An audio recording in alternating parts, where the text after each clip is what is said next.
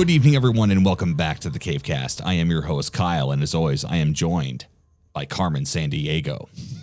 Can you find her? I couldn't keep the... Where in the world is Carmen Sandiego? I told him, I was like, I'm going to fuck the camera the entire time he does he does the intro, and I couldn't keep it together. Barney and Friends. Oh, God. All 90s relevant. Yep. Mainly to me. Yes, I was a Barney child, and I have no shame in saying so. I'm sorry, what were you saying about the camera? I was being an ass. No, it was, I was trying to do the, how I told you I was going to fuck the camera the whole time. Well, you started, right. And I tried to like keep it together, and I couldn't. My goal was to derail you to see if I could. I was wondering if you'd be able to get through that obstacle, because that's one of the many things that comes into being a voice actor. No. You can get past anything that you want. Yeah, but I wasn't trying to.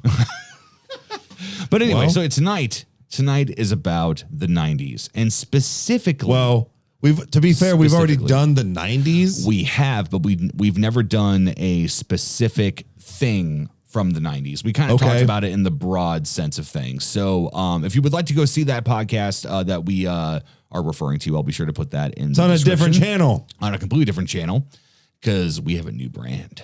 And this is going to be good. We do. So essentially...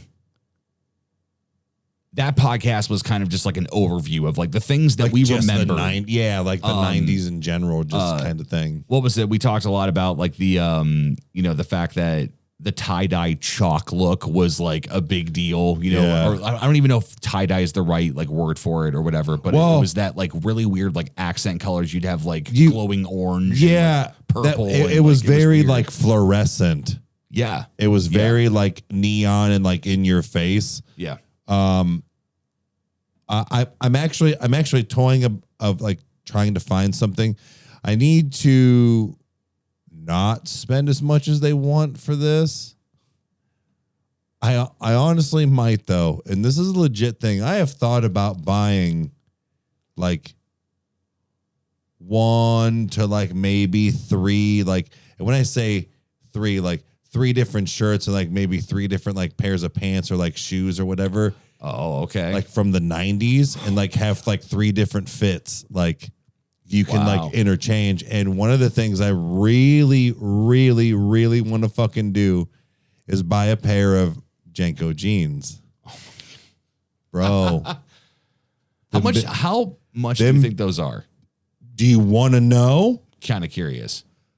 Minimum $130. Okay.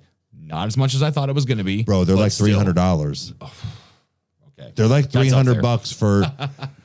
I had the Twin Canyon like 66 double K extra wides. Them hoes are like $345 or some shit. Wow.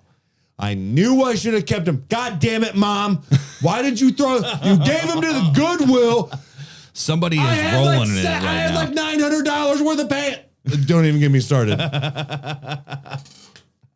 Woosah. But I digress. But no, honestly, I saw this meme where it said, my mom, it was something about my mom said she had to take a picture of me in my Janko jeans to see how ridiculous I was later in the future. He's doing like all these poses, and he's like, "Look who's laughing now, Mom," just because they are ridiculous, but they really are like a thing now. Right. The 90s are kind of coming back, and one of the other thing was, sorry, I strained my throat. There you go. Wash it down. You'll be fine. The other thing I wanted to get was a pair of Tommy Hilfiger jeans with the Carpenter flag. Yeah, okay. Yeah. And like a pair of like white K-Swisses. Oh my God. And just like a really big like Nike t-shirt. You're going to completely incarnate the 90s into one outfit. And then dude, I'm going to buy Tommy Hilfiger cologne and like Cool Water. Dude, I'm going to walk around and I remember seeing that shit on your dresser all the time. Bitches pregnant by looking at them. Wow. That's how hard I'm going to flex on that shit. Apparently that's the power of the 90s, everyone. Fuck yeah, it is. get women pregnant by just looking at them. It's my swag, dude. No. I really do like on a serious note, I have really thought about doing that just because it's funny, it's ironic, but it's also, I don't know. It kind of makes me feel like I'm back in that time for a second. Yeah, I kind of I liken it to even like whenever you'll see like, you know, I don't know, like the only thing I can think of is it's a stereotypical, you know, very, very old guy that's got a mustache with like he's white hair. Maybe he's balding, or maybe sometimes he's got his hair all slicked back, but he's wearing his button up shirt with the big collar. Yeah. He's got his, you know, jacket on, and he's got his slacks with his like his dancing shoes or his, you know, his like dress shoes or whatever. And like he's still getting it. You know, it's like there's a comfort zone that comes with that. There's a major nostalgia. Like, imagine this, the nostalgia that we have for the 90s. Somebody has that about the 80s and the 70s. And, you know, things like that, where it's like where stuff, you know, like just kicks them right back to like being a kid. And that's just really wild to think of. Like, it's like we get to live in what we perceive as probably the best time ever, which I think the 90s is very arguable that it could be. It is. But other people could look at it where it's like, no, man, I grew up in the 80s. You know, all these bands were introduced. There was these movies came out. Like, I mean, like they're their own thing, you know? So speaking of movies then, like to kind of jump into this a little bit. Yeah. So all jokes aside, you had like a good like segue into this because look at what I just did. Like I relived something that I really do want to do. Yeah. I might, maybe not next week, but you know, I might spend $130 and get a pair of maybe not the ones I used to have, but one of the pairs I used to have, and go try to find you know, I know I can find the Tommy pants. I know I can find the clone, but maybe even just some of like the old shirts or like the track suits or what, not track suits, but like the windbreaker suits. Yeah. And then, like a pair of K-Swisses or like an old school pair of Jordans or something. And man, like that's what I remember. And part of that goes into when you get sucked back into something like that is music and movies big time and shows. And with the movies that we grew up with and the things that we watched over and over and over, or, you know, things that got us into stuff now is, I swear it was the 90s. Yeah. 60s, 70s, and 80s had great stuff. Don't get me wrong. Yeah. But I swear, man, that we've talked about this, the 90s and mid 2000s had this like, it like took over the world with like every show, every movie, everything, every song, every boy band moving. Everything, like just everything just vibed. Ridiculous. Everything vibed, and honestly, like going through like the HBO Max that we just got. So yes, motherfuckers, we're adults now. We have HBO Max. So actually, and this will be uploaded after the fact. So if you guys have not seen the Mortal Kombat instant review from the night drop, you can go watch it right now. You can see what Eric, and Devin's going to be our very first physical guest.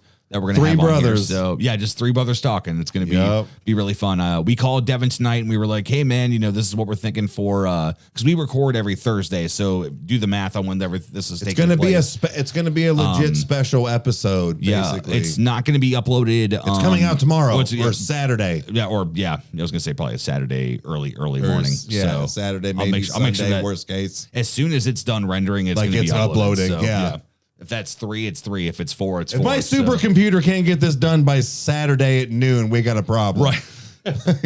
But yeah, it's going to be really cool. So, but we're speaking this in the past tense. This will be in the or no, the pre-tense. This will be in the past tense. So I knew what you meant. But yeah, but I'll make sure to put that up in the either in the corner or in the description below if you guys want to check it out. That's our very first instant reaction to a brand new film. So, this is going to be a new thing, maybe something that we do. Do you think we liked it? I don't know. I honestly, no, I don't know. Yeah, I didn't mean to interrupt you. That's right. This came to me. Do you think we liked it? I'm gonna say my immediate reaction, yes. Yeah. But to be fair, we did watch the first 7 minutes. Oh, phenomenal! It was phenomenal, and they did leak it, so it wasn't like we cheated or anything. But no, it was unlike so no. All right, so going back to like the original thing is like I said, movies, TV shows, music, whatever. Arguably, this is kind of like the best kind of genre or like best like years that this all came out. Yeah. And I guess I'll start if you want. Yeah, go for it. Well, let me pretend something as like I was telling you out in the the kitchen. M's. Yes. So I was trying to think like all three of my movies from the 90s begin with the letter M. And I did not mean to do that. I was trying to think of what they could all be like. So with that being said, I gauged these three movies, which are in no particular order. They're just three movies I remember, of just like from back in the day. They are just that. These are movies that I completely associate my childhood with, of what I grew up with, because I really was I was a young kid in the 90s and got to kind of see how everything changed, experience Y2K or like the supposed Y2K thing, when I was coming into being in my double digits and seeing how, all this stuff came through. So it's it was very interesting. So with that being said, is that I've talked a lot, whether it's in live streams or if it's on the podcast, about Fight Club. Fight Club is one of my favorite movies, if not my favorite movie of all time. I'm not choosing Fight Club for one of these three because I found Fight Club as an adult. It is a 90s film. I don't think that matters, man. I really don't think that matters. I'm really associating nostalgia with all three of mine, but that's kind of the way. You mean like actual time frame when you got to see them? Correct. So if anybody's like, well, dude, Fight Club's one of your favorite movies, why wasn't it in this? It's that's why. Fight Club to me, it's special to me for a very different reason. I became a filmmaker and I appreciated film. I almost said film ride. Yeah, I know. No, but I grew to appreciate Fight Club. So it's there's a lot to it that I would have missed out on. And in fact, I think I remember watching the opening credits to Fight Club when I was super young, because I remember Mom cheering that Meatloaf was in it. And she was like, "Oh my God, Meatloaf!" Yeah, I definitely remember watching Fight Club the moment it was out, type thing. Yeah. So again, your dad, we always had kind of HBO Max type shit. We had that stuff at our fingertips no matter what. Your dad did not skimp on that. That was the one thing he was always on top of. And that's what he did for a living. Technology, just in general. So I mean, obviously it's made a lasting impression. Yeah. So it's on both of us. Right. So it's insane. But no, so I get what you mean as kind of when you actually really experienced it, but I also understand the fact that it's a 1999 movie. But okay, so then I'll start it with this. Then, mind you, you do not have to follow that rule. That's just what I'm doing. No, man, I'm older than you. Well, so this is my prime. I was I was preteen teenager through all of this. Mm-hmm. So right. Well, man, what's your first one? My first one that honestly. Not gonna lie, guys, audience. So here I'm looking at the camera right now, but guys, honestly, I will admit I had to Google because there's there's so many, and it's not that certain things don't stick out, but you're like, oh, this movie's banging, but then you're like, oh no, this one takes over. Yeah. Oh, I forgot. Not that you forget about, but I forgot about that. And the first one that kicked me in, Sandlot. Really? The Sandlot. Fucking Sandlot. Yeah, okay. Bro, that movie had it all. I swear, in like the weirdest like teenager way, it had sex, violence, drugs, and rock and roll, basically. It did. Like, in a sense. Like, in a sense. Because, I mean, think about it. One of the most legendary scenes from that movie is when, his name's leaving. Squints, yeah, when Squints. Wendy Peppercorn. Yeah. He gets a kiss from her, dude. Like, oh my, like, dude. And then he marries her. And they had, what, 8 kids or something? Yeah, he was pounding that shit. Dude, there's so many great adult humor, but relatable to children comedy in that movie. It's so good. That's probably got one of probably the 3 major quotes of the movie that everybody knows and everybody did, but one of the biggest one, "You're killing me, Smalls." Yep, "You're killing me, Smalls." And then what do you got? No, I didn't know if you had any more. Mine, another one with mine was "You're killing me, Smalls," and L7 weenie. So what I was gonna say was forever. Forever. Yes. Thank you. That was the other one. Now, that was a sports movie, and that's like a summer movie, if you will. And it's weird that like you associate things with like times of the year too. Okay. So I actually think I may have just kicked one off my list and put something else on because of that. But The Sandlot to me was something that it was like my time of like the same age as these kids. So it like quote spoke to me, you know, or whatever. And it really was like all of your friends around you. You had everybody in that group. And not for nothing, that's how kids were. Technology didn't exist like that. You played outside. You did these things. This was what you did. That's why it was relatable. Yeah. You guys meet up at one place, you get dirty, you come home, you take a bath, and like you go to bed. Like And Mom was always good about that. That was a routine of ours all the time. Like it was just 100%. Mom knew how to deal with boys. Right. She just did. Yeah. She just did. Take your bloody, dirty, muddy ass up the steps. Like, yeah. Yep.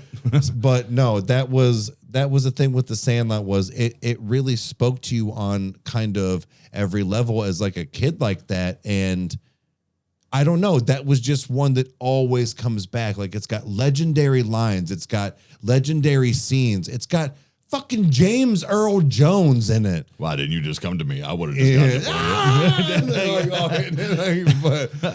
But no, that's... I think what kills me is the erector set is when he comes face to face with the dog. He's like, I think he's like, pull me up. or something like that. So he's like, I think we assembled every piece of my erector set we had. It's just one of those, that's one of those like iconic movies, man, to where as a kid and teenager, you just loved it. And it's like the Mighty Ducks. Like it was between that and the Mighty Ducks for me for something like that. So that's a prequel. Like that's a preview of like runner up for me, I guess. We could probably do an entire episode just on the Mighty Ducks. Like, dude, like that's. I think we need to. Like, because that's those like even I kind of even have a soft spot for the third one. Like it's they're all of them. We gotta move on because I'll just keep going. But so yeah. So my first one was The Sandlot. Like I said, it had it all for me. It kind of had in its own way, like I said, sex, drugs, rock and roll type of thing for like kids. Yeah. And it was done very tastefully. I was just about to say done very well. Yeah. So that just has always stuck out to me. And I think that is a movie that every kid should always watch. Yeah. Boy or girl. It doesn't matter that it was an all boy thing. Girls should love that movie too. Right. Like that is something that is just every kid should see. I look at The Sandlot in the same way that I look at It as just the story, Stephen King's It, rather, because you can always get into that like confusing thing of like I don't know, but yeah, you always have to say, Stephen King's It, or nobody knows what the fuck you're talking about. What did Bill Hader say? He said the sequel should be called It's. Anyway, Stephen King said something really interesting about that, was that people were, dogging on it, chapter 1 and 2, and he said, he's like, no, it's not the entire book. It's not, this, and this. He said, however, the whole point of the reason why I wrote the book was that friendship as a bond is what destroyed Pennywise. Is that they were one. Yeah. They were kids. They played. Now in the book, he went a very, very bad direction that he regrets as far as like making them one and everything, which I know what you're talking about. Not even gonna get into it, but basically it's just, that's how I view the Sandlot. It has that same charm and that same vibe. Like even it does, even more so for the original 1989 version of it with Tim Curry. Like it kind of has more of a vibe like that, but I like that. The Sandlot is just it's vintage almost like feeling. Yeah, like it's like even like the other quotable line, like I'm the great Bambino. Like it just, there's like all it just everything is so great. No, that was the other one. What is it he says? When he dreams about Babe Ruth, he says, heroes live forever, legends never die. Just remember that, or whatever. Yeah, I was like, oh shit, that was one that always stuck out to me too. It's cool. Yeah. Well, it was Babe Ruth talking to him, and what was always so funny was the kid never knew that it was a Babe Ruth baseball that he was playing with. Something Ruth, Baby Ruth, Babe Ruth. Oh my god. Yeah. Oh man. It's just there's the see like that right there. Like that is such a good script. That is a script that understands, it pays attention, it knows what it is, and it doesn't care. Point. Oh, just so that good. Script had zero flaws in it. Yeah, I think that went through all the passes it could have. It's so good. All of the dialogue, everything, it was nailed. So, all right. Well, so enough with mine. So enough with my first one. What's yours? I'm going to start. I'm going to start somewhere that is going to be very interesting. Not so much for you. Me, myself, and Irene. No. I think that was a 2000s film, wasn't it? Yeah, I think you're right. Yeah, because that came out when we were on the street of hell. Street of hell. That's how I associate it. This is probably going to be a shock for a lot of people that don't know my childhood and the things that I consistently watched. This one in particular, and it was kind of one of my very first introductions to understanding death in films. And now that I look back, all the times I've watched it, I've kind of carried that burden of wow, like this is what this film was. And I missed it. I was too young to understand it. I've never sat down to watch it since I was a kid, but it's My Girl. Bro, I thought that might be My Girl My Girl is a fantastic film in general. I didn't think that was going to be it, but I was like, he's going to say My Girl. I swear. Yeah, My Girl is now what's crazy. That almost was one of mine. It is.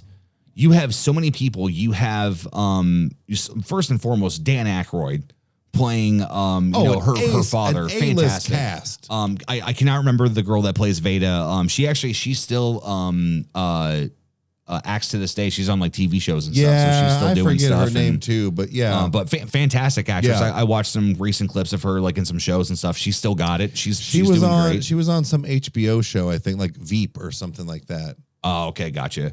And then Macaulay Culkin is in it. Jamie Lee Curtis. Thank you. I kept on wanting to say Sigourney Weaver. I'm like, that's not it. So and then what's his face from It was the brother. He was Stan that killed himself. Oh yeah. I can't remember the actor's name. Yeah. But yeah. But dude, A-list cast, man. Again, I did not realize because I kind of watched some clips recently to kind of relive some nostalgia, just because like I've been in, as you know, kind of like in a different stage of things. You talking about the B scene? The B scene was one of them. Veda in her, am I saying her name right? Is it Veda? Yeah, Veda, okay, Sultanfuss. Veda was in the poetry class, and like you're hearing all of them talk like you just got to make sure like that you're doing this or whatever. It's the 70s, late 60s, early 70s, right? Yeah. And like it never, like for instance, it never connected for me or made sense why it was such a big deal when Macaulay Culkin reached into the jar and was like, "Oh man, where's all the cookies?" That was her savings, right? I didn't get that when I was a kid. Where's the fucking cookies? Not even that. This is my girl falls into, and if anybody else has experienced this, then please comment below because I want to know if I'm the only one that like experiences things like this or whatever, or like codes like different like things or people or memories like into like my memory bank this way. Is that My Girl is kind of like a movie that I would liken to almost Aladdin. I don't remember the plot, or I didn't remember the plot for a while. I didn't know anything about what happened. I remember what sounds sounded like, and I remember what colors and shapes were. Do you want to hear something really funny about My Girl real quick before I forget? No, please. Yeah. So speaking of visuals and sounds and stuff, going back to like the ASMR thing, do you remember the scene where they're in the garage and she has Macaulay Culkin's character sit down and she starts like examining his head and like running her fingers through his head and then goes to the sculpture thing? Yeah. Always did it for me as a kid. Really? There was something about it was. I completely forgot about that scene. The faint sound. Like I actually looked that scene up every once in a while to like calm me down or like relax me. Wow. Okay. I don't know why. It's that whole ASMR thing where like it triggers something. It's real quick, so it's not like a major one, but sometimes I'm just in the mood to like kickstart it with that and then go watch a video of like GB or something. But that was even as a kid, that did it for me. I always remember something was just so soothing about that with what she was doing and like how it kind of sounded even on that. Isn't it so interesting how you really get to see, in the grand spectrum of your life, you really get to see how things come full circle. Yeah. And it's like that's something that was buried deep into your mind from when you watched that. There has been a plethora of years and things that have happened that you should have forgotten that. Should have pushed it right out. Never did. And then you found ASMR. That's why it stayed, because it's something it brought it right back. It was, I look at that almost kind of like, people make jokes about like restless leg syndrome or whatever, like where like it is like a thing or whatever, like that people can have. I still think the jokes about it are funny, but like never, mainly because I have the mentality of you can't laugh at yourself, you can't laugh at anything. Right. So, but no, it's interesting where it's like you see how it's like, wow, like this wasn't considered a real thing for a long time. And it's like, now this is. Now I know why it did that to me as a kid. Yeah. And it's because it was something that science hadn't really like gotten into or made like public or whatever, or like had even known. Well, the internet wasn't a thing like that. Right. So I couldn't just be like, well, why do I have tingles when somebody moves their fingers or taps or something? It would have probably, yes, at that point, you do that now, it'll pop up ASMR. I would almost imagine at some point. Mm-hmm. So that's really interesting. That was almost one of my movies. I don't know. Not that I pushed it aside. It just, I don't know. Immediately, The Sandlot was kind of one of the first things, because honestly, My Girl was one of those that cycled through. And it's a movie. And it wasn't even because of that scene. It just in general. Like to me, I feel like My Girl for me kind of fits the same demographic of like how much it doesn't make sense that like me, you, all of my friends, and like, you know, people that were like of my peers or whatever, they like the movie. It's a movie that we shouldn't. It's right up there with The Patriot. The Patriot is a fantastic movie. Like, it still holds up to this day. It's an amazing film.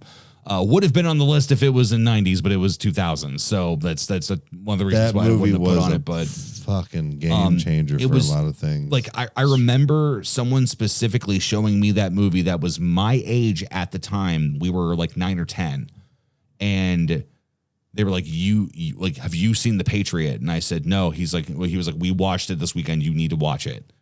And it was good. He pushed play and was just like, all right.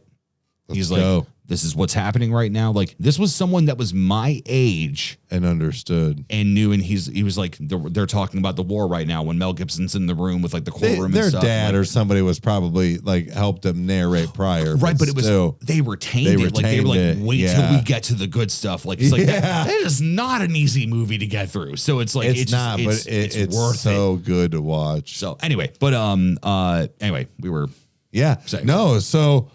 So, man, that is a really good pick. That is a really good pick. Like, he needs his glasses. He just needs his glasses on. Why did you pick that? And that is a terrible scene to watch. Terrible scene. It is, dude. What's brilliant about that movie is that it kind of has everything.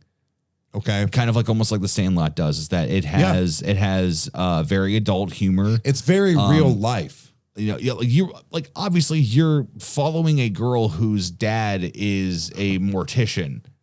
And it's like, you know, so obviously there's some like I love even just like how whenever he's working in the basement, she comes down and sits on the steps. She don't want to see it. She don't want to see it, but she talks to her dad while he works. You know, that's how they spend time because he works a lot. Right. And it was small things like that. And like, you know, things that we forget about, like, you know, we're so used to everything being recorded and so easily accessed, and like the way that we view people in their everyday life. Like, for instance, when you look at pictures of people back in like the 1800s and like pictures, and some of them are being goofballs, you know, and doing like fun things or like doing stuff like that. You look at that stuff and your first thought is, wow, that's boring. It's before cell phones. It's before this or whatever. But it's like, people really haven't changed, man.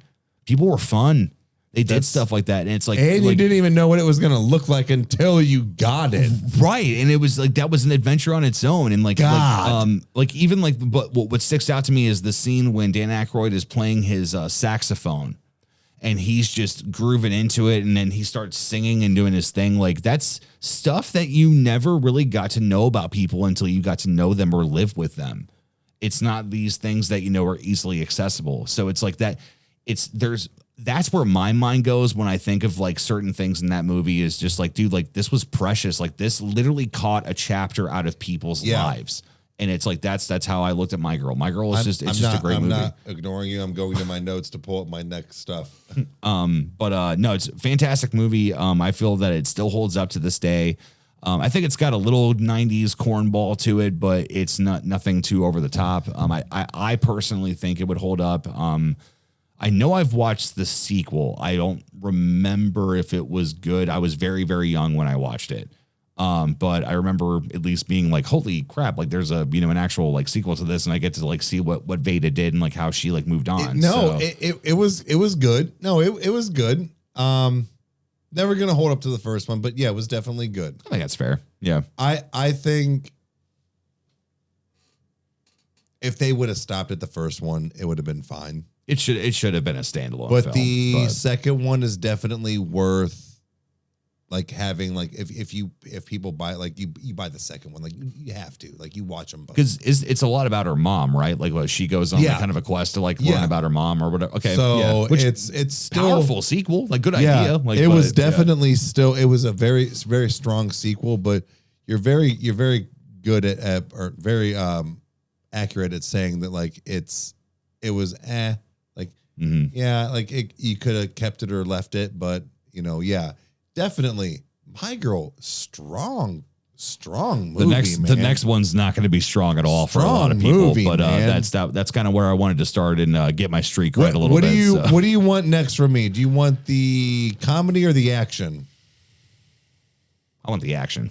Demolition Man. Ooh, good answer. Oh my God. So good. I had a big tie between a lot of these action movies, man, and we'll get through seashells. Yeah, we'll get to the runner-ups because I'm really interested to see what some of our behind the scenes fans think. Hopefully that they watch this. Oh yeah. So hopefully Big Mike will enjoy some of my stuff that I'm saying right now. So right. Yeah.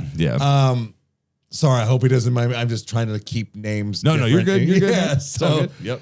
But Demolition Man. Okay, let me explain why. There's a couple reasons.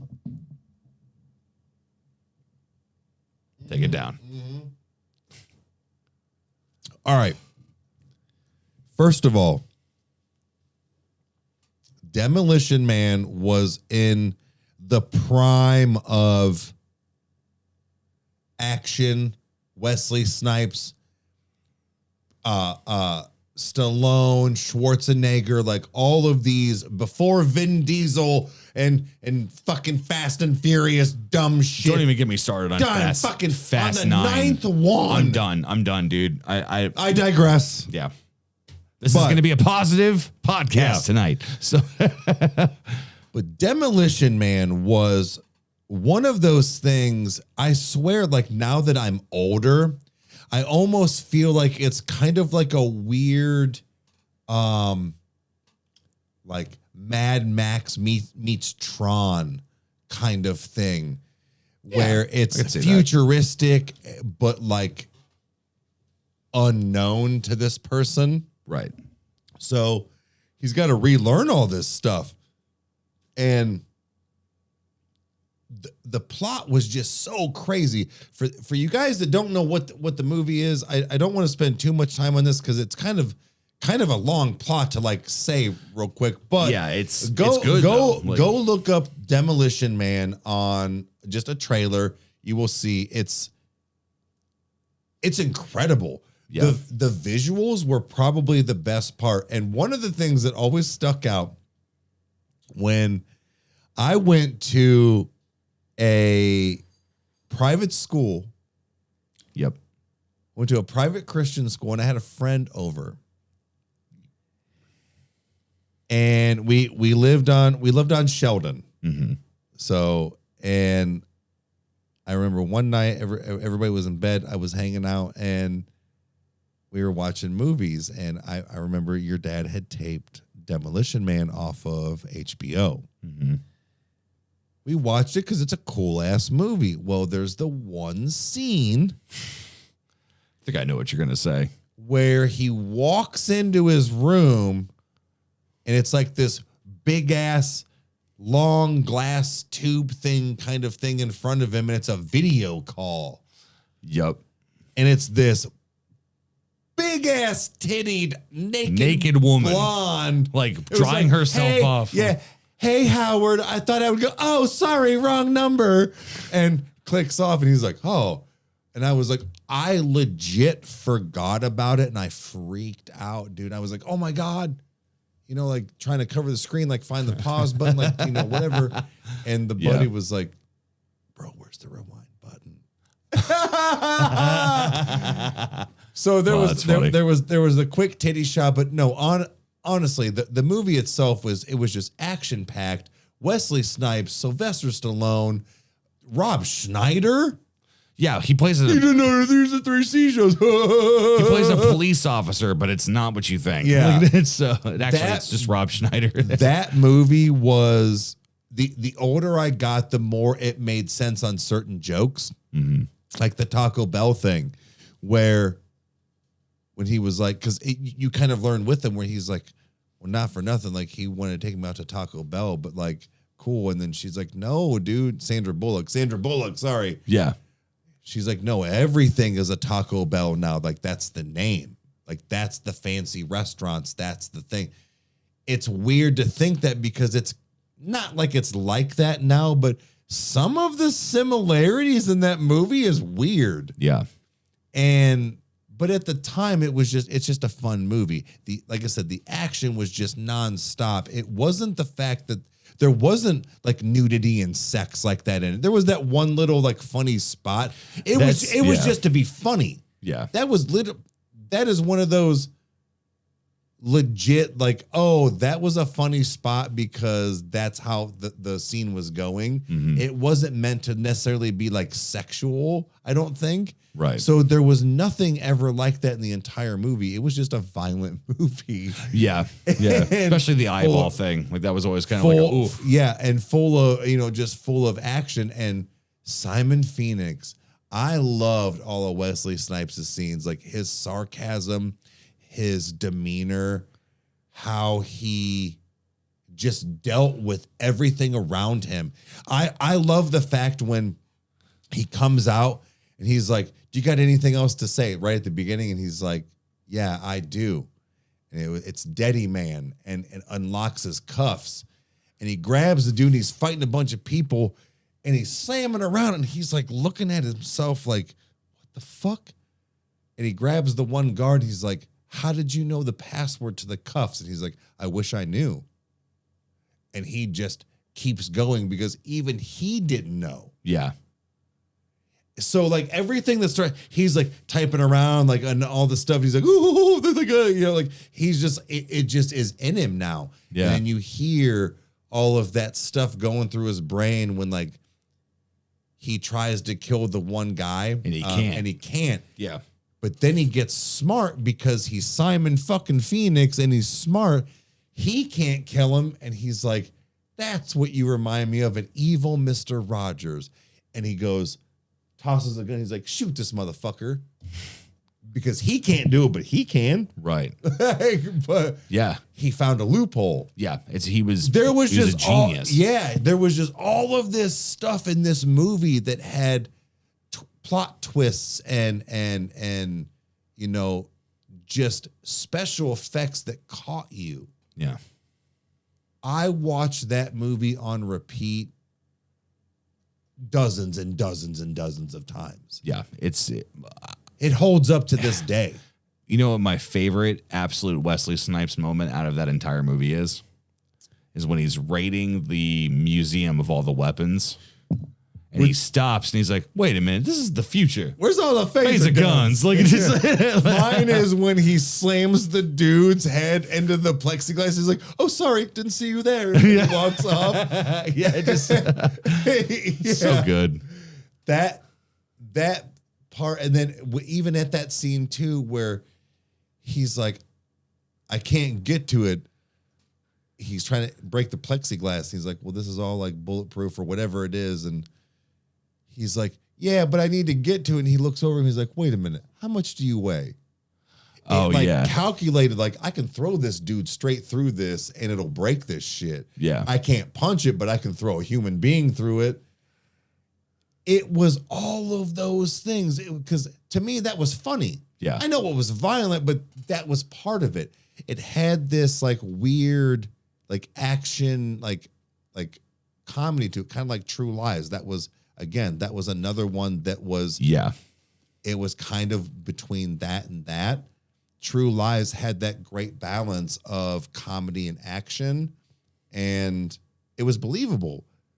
Even though he was a secret agent, it was still believable, like what was happening. So with Demolition he was still Man, relatable. Yeah. So like with Demolition Man, you understood that this was like kind of futuristic. So it wasn't right now that this was all happening. That's what made it believable. Yeah. So yeah, Demolition Man definitely was my action one. I tried to get a little bit of everything, but Demolition Man, dude, that was a solid movie. Solid script, solid performance by everybody.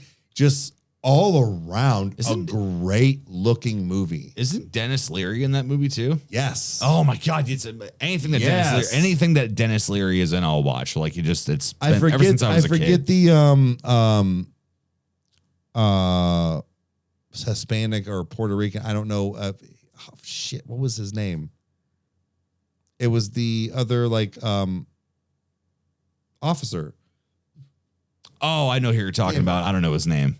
Even kids with chicken pox. Yeah. Yeah. Coming back in the fridge. Some of that hot dogs. Yeah, right. Yeah. Dude, yeah, I can quote that movie all day, and that's why I find it like a favorite because you know, I can just say all of these lines because I watched it so many because it was so good. So yeah, all right. Yeah. So that was my second one, Demolition Man. Solid fucking movie. All right. All right. So M. So My Girl, I did kind of guess that one. What's the next one? What kind of genre? It's comedy. People are gonna fucking hate me. Like they're gonna be like, really? Then again, there also could be plenty of people that enjoy it, but I have no fucks to give. So I am gonna say I don't know because I'm drawing a fucking blank. If you remember, there was a film that came out that was fucking dumb. Dumb as can be. But a lot of what broke through my mind in my childhood that kind of brought me into adulthood as far as like comedy was concerned, as far as like just everyday adult things that you could laugh at, was Mystery Men. Ben Stiller. Buddy, I almost said that too. Yep. William H. Macy, Paul Rubin, and Dane Cook had a brief cameo in that. Yes, and actually, come to find out, I read a thing that said that the costume he showed up in was, I guess, not like the original intention.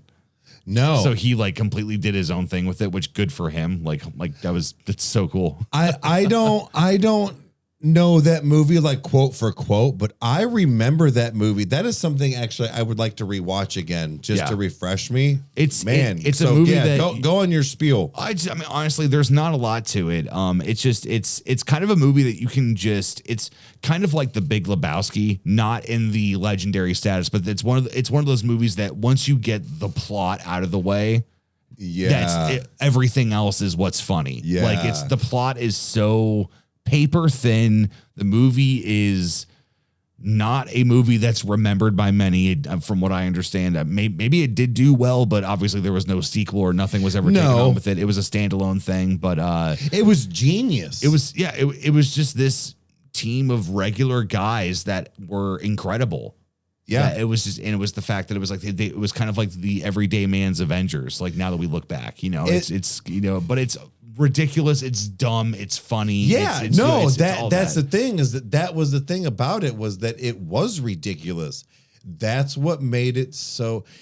Buddy, the 90s were ridiculous like that. Yeah, that was the thing. Think about it. Without naming too many things or like my runner-ups, but like, okay, Mystery Men. Let's say, Dumb and Dumber. Yeah.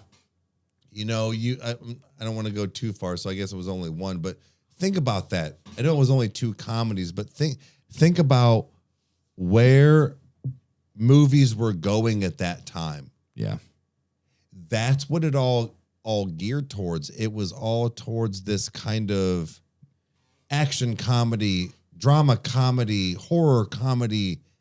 It all had this one thing, but then lightheartedness at the same time. Yeah, there was always kind of like a underlying, very serious plot that wasn't taken too seriously. Look at Forrest Gump. Mm-hmm.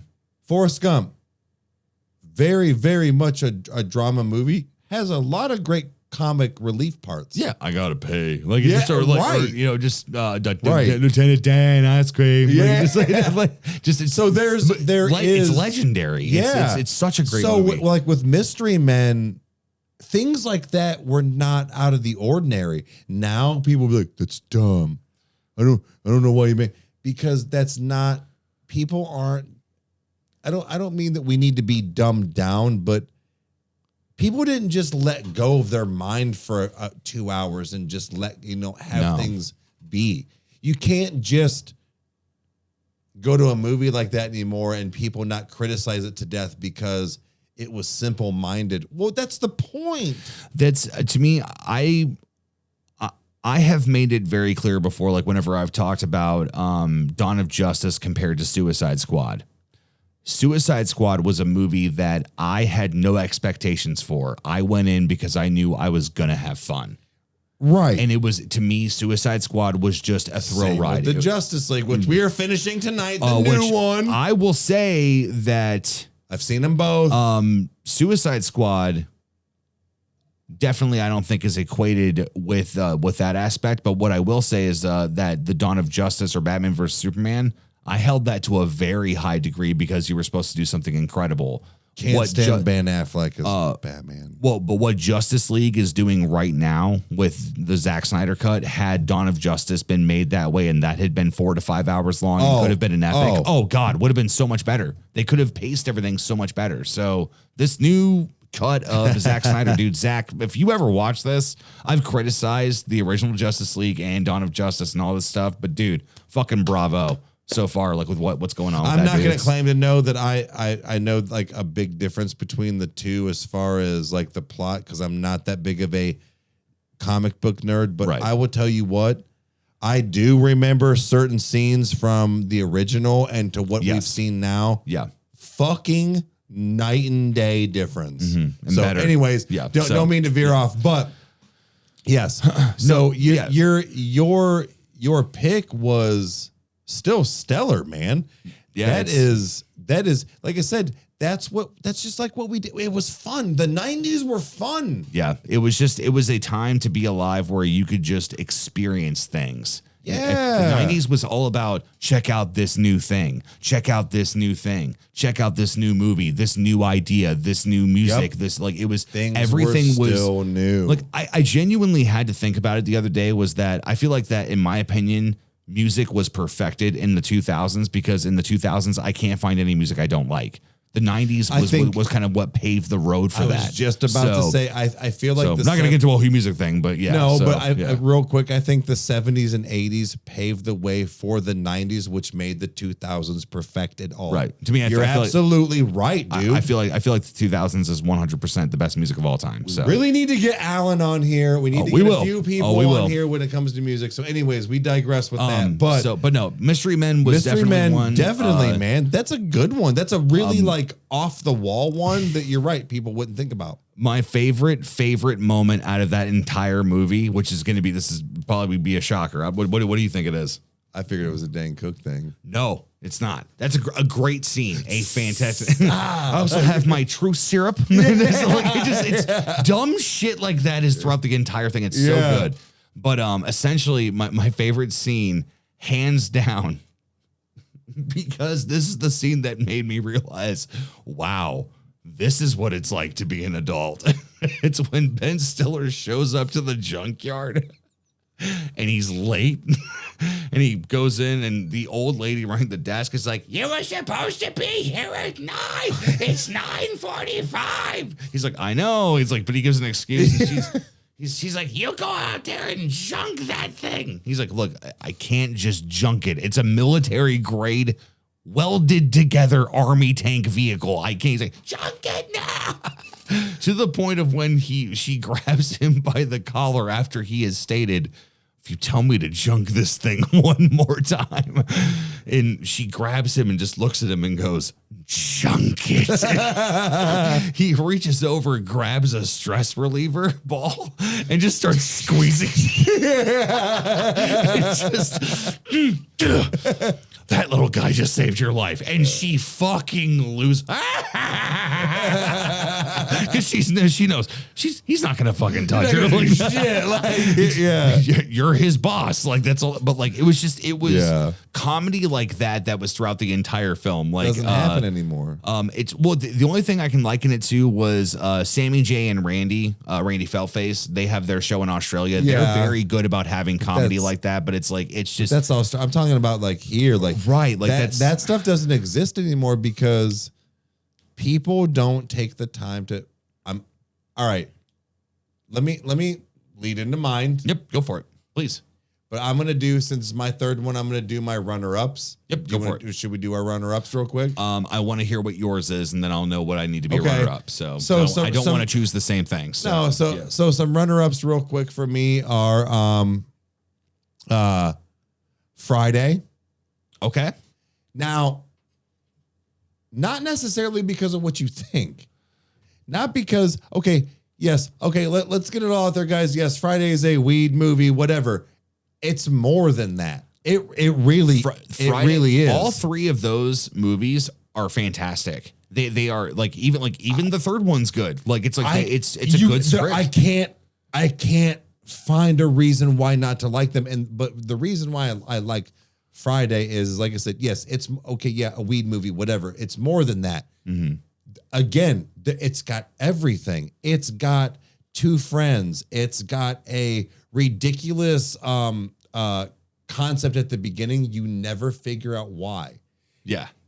He got fired on his day off moving boxes. That wasn't him. You never figure out what really fucking happened, actually. So that's what was always awesome for me, is that there was something that you never figured out. Yeah. Ever, even up till the third one. Yeah. There was action. There was drug use. There was foul language. There was rap music. There was great scenery. The dialogue. Everything was great. It felt real. It felt real. And when you think about the fact that Ice Cube and DJ Pooh wrote that, like they were like Ice Cube was just a rapper, like a gangster rapper, and he made this funny ass movie. Yeah. He was kind of like the guy, like almost like Danny McBride, almost kind of like one of the guys that kind of revolutionized, like, wow, a rapper wrote a movie. It's like, yeah, a comedian wrote a movie, or like a musician wrote a movie. But there was also like wholesomeness to it. There was an actual story at the end. Like it all actually came, like I said, it's more than just a weed movie. It really is. Mm-hmm. So Friday was one for me. Dazed and Confused, Half Baked. That was just because of, sorry, I know there's a little bit of a trend here, but that was just as far as like a buddy of mine. Mm-hmm. We just always watched that. Dude, Where's My Car?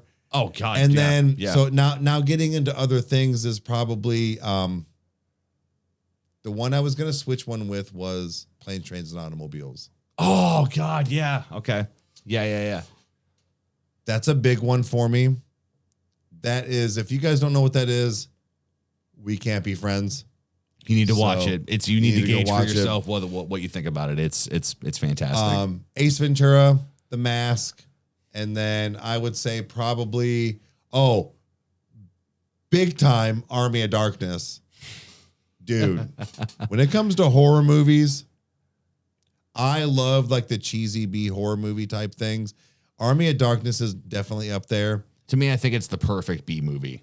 It is. It's 100%. And then I would say probably a lot of my horror movies go to, I'd have to say It, the original. Now, It was 89. Or was it 90? It was 93. It was like 92 or 93. It was definitely, buddy, it's the 90s. I want to make sure, but I swear to God it was 89. No, it's the 90s. Either it was 89 or 90. If it's 90, it's definitely there. Drum roll.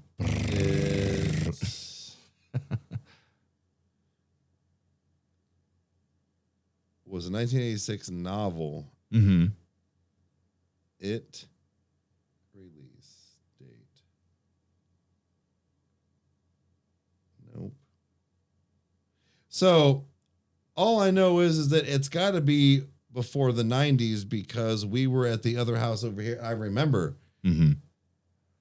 Let's do this. It original release date.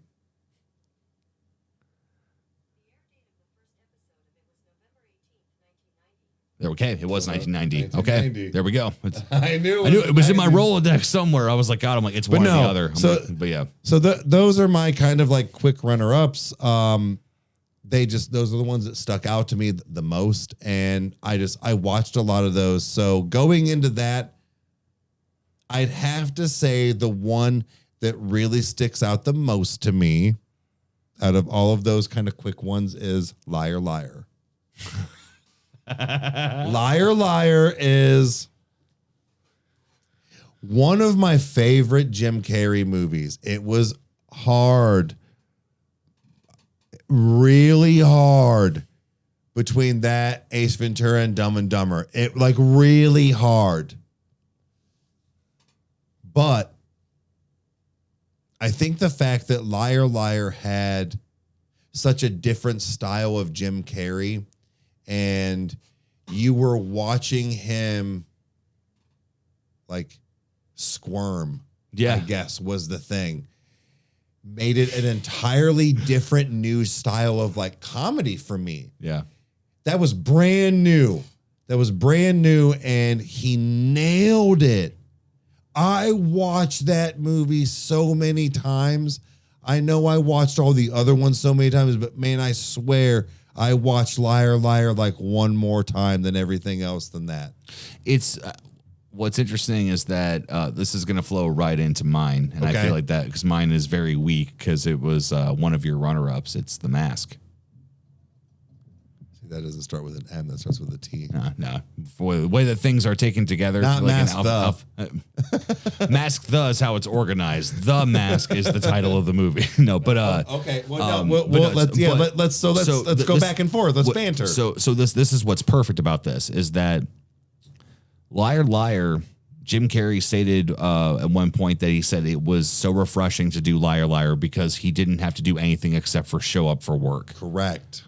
He had just gotten off of The Mask, which was off of like that was when he had to do like all of his makeup. 9 hours of makeup or some shit. This is what's nuts. Keep burping. Both of those movies I remember and I love them both.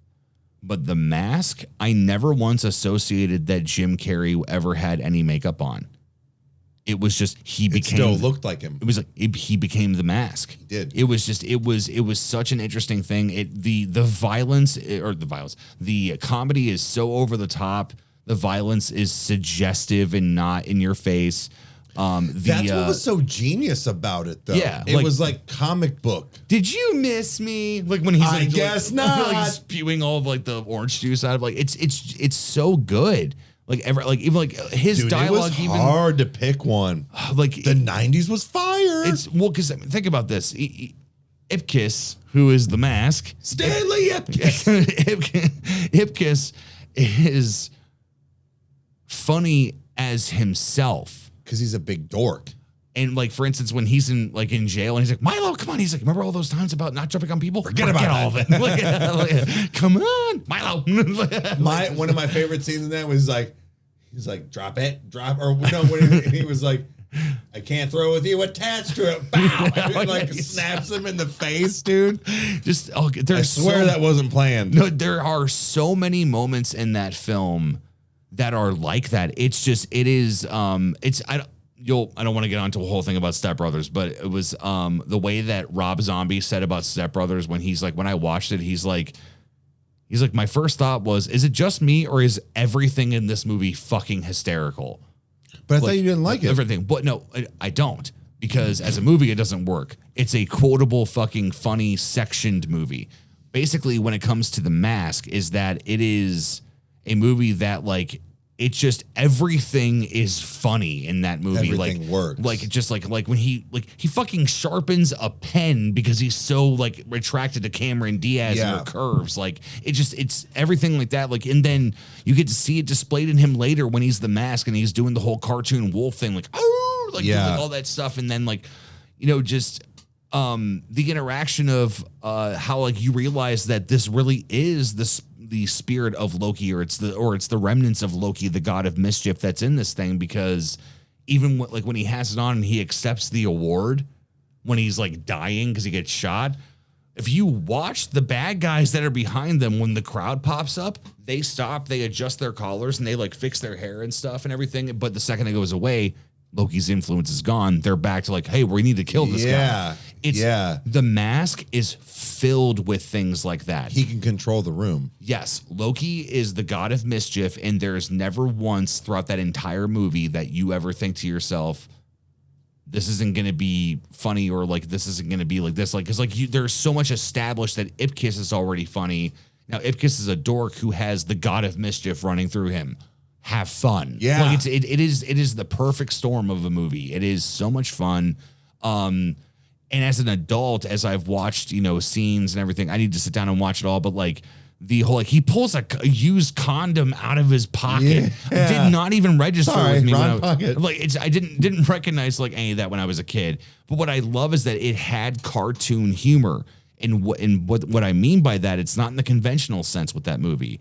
When he's running away from the guys that want to rob him, when he like, come on, and he runs down the alleyway. This is something that's done in cartoons so many times. It's like in Scooby-Doo and Looney Tunes, like all that stuff. When they were being chased by something, they would then change their clothes really quick and do something like they're impersonating somebody else. Like, you know, to like, it's the fact that he takes charge of that situation. Like, stop right up. Don't be shy. Move it. Like, that's so good. It's genius. That's why I said, man, it was hard for me to pick because I think that The Mask for me was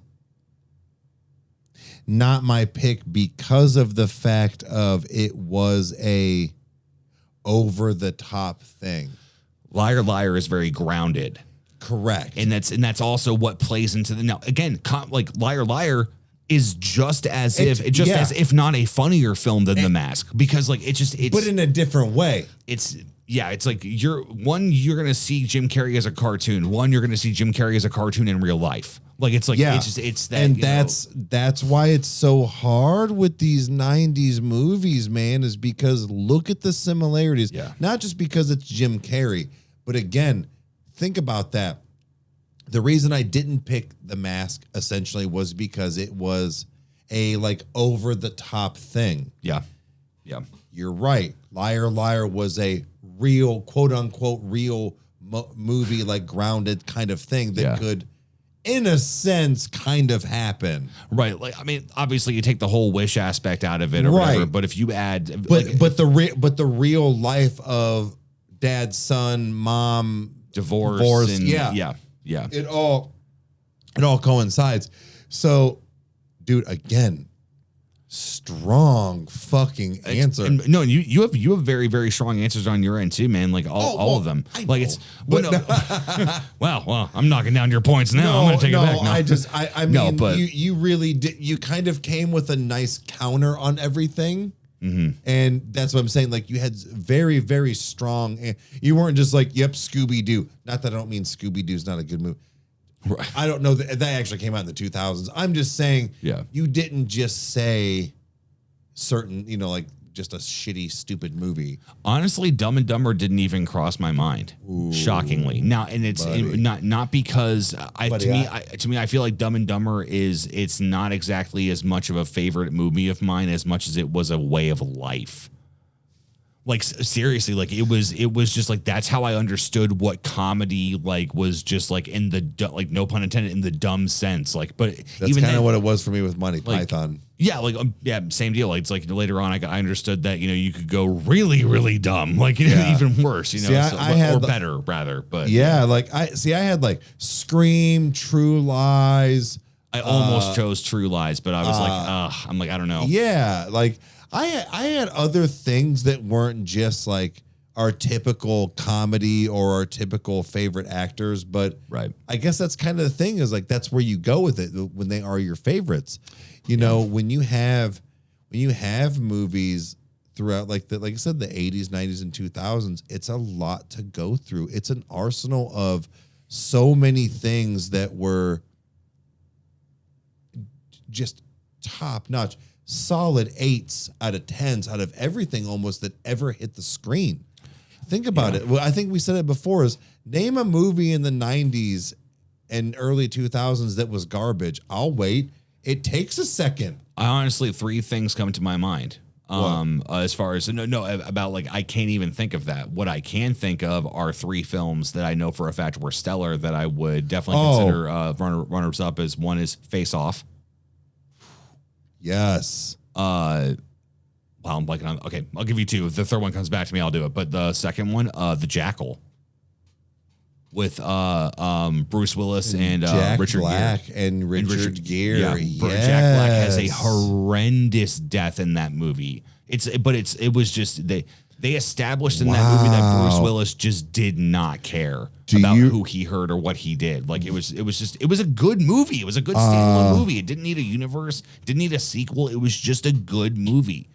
What was the other one? It was with Clint Eastwood and John Malkovich. Clint Eastwood and John Malkovich? Yeah, bro. Oh my God. Mom's screaming at the TV right now. Screaming at the TV. I'm sorry. We have failed you. I apologize. John Malkovich movie. In the Line of Fire. Oh my God. Yes. Never seen it. Bro. What? Never seen it. Oh, dude.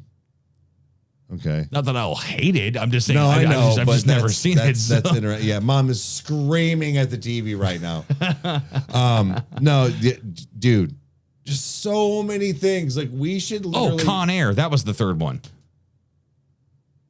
Dude, like again, like a fantastic movie. About that one. Like just. How did I forget about that? Oh, and then The Good Son, like all of these movies that came out in the night. Macaulay Culkin again, it's another movie he died in. 2 movies. Elijah Wood. Elijah Wood. Dude, it's small all soldiers. The small soldiers, dude. Small soldiers. There will be no mercy. Oh man, hiding.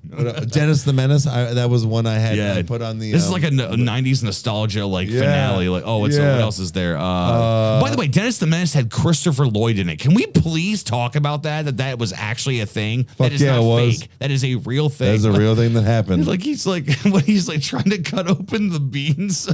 Yeah. Oh, that was the other 2 that I got on there that we have to watch before the 30th. What's that? Which we can't. We might be able to, but the Grumpy Old Men and Grumpier Old Men is on. Oh God, yeah. I remember those very vaguely when I was a kid. I can't say that I've ever sat down and watched one. Dude, they're fire. I know they're great. Oh, they're fire, dude. That smell. Yeah, they're fucking great. I know certain parts and stuff, but no. Well, let me say this. I think we did a fantastic job on going through some 90s real quick. Had we had more time or wanted to go for maybe 2 hours, I needed a drink to keep going. So yeah, I just say we could have got through a lot more, but this is kind of where we landed, and I think that our list was pretty awesome, actually. I think that you can learn from this that, like any other thing, is that we have no idea what we're doing. We love 90s, and we did a very good job of naming a lot of stuff tonight. Who knows? Maybe next time you see me on the podcast, I might be wearing some Janko jeans and Tommy Hilfiger. Oh, never know. Maybe not, but better subscribe that way you can find out. Yeah, become a YouTubey, or what is it? Follow us on Spotify. Yeah, Huey. Huey, Viewy. Huey. And we got to get all the Huey Lewis fans over here too. No, but Back to the Future. Gotta get back in time. Yeah, but as my voice cracks on the podcast. No, but thank you all for joining us during this 90s nostalgia ride. It's been fantastic, and I'm gonna go ahead and just give a absolute just shout out to all the people right now that are making stuff work, even when they feel like they can't. Keep it up, guys. You're doing great. That's all I got. What do you got? I have this beverage. Oh, okay. Well, drink up. I'll fade out on that.